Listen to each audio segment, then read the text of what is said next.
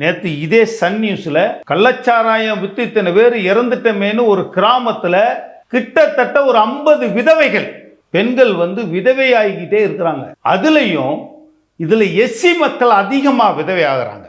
இதனால இந்த அரசுக்கு என்ன லாபம்? இது ஒருத்தன் கள்ளச்சாராயம் குடிச்சா 10 லட்சம் போதுமா அவன் குடும்பத்துக்கு? இந்த 10 லட்சத்தை வச்சு வீட்டில் தங்க முடியுமா? பிள்ளைங்களை படிக்க வைக்க முடியுமா? சாப்பிட வைக்க முடியுமா? ஒரு தாய் தகப்பன் இறந்து 3 பிள்ளைங்க அனாதையா நிக்குது. இந்த அரசு கள்ளச்சாராயத்தை தடுக்கணும் இல்லையா? கள்ளச்சாராயத்தை கிட்டத்தட்ட இதுக்கு முன்னாடி 22 பேர் இறந்திருக்காங்க போன வருஷம். இது இந்த அரசுக்கு தெரியும், இந்த மக்களுக்கு தெரியும். அவன் எல்லாம் ஏழை போல, கிட்டத்தட்ட ஒரு 100 ரூபா கோட்டு கூட வாங்கி கொடுக்க முடியாத ஒரு ஏழை. அவனுக்கு வருமானமும் அவ்வளவுதான். இந்த அரசு இந்த நிலை ஏற்படுத்தினதுக்காக கிட்டத்தட்ட 57 பேர் உயிர் இழந்துட்டாங்க. கிட்டத்தட்ட ஒரு 40-50 பேர் விதவையா இருக்கிறாங்க.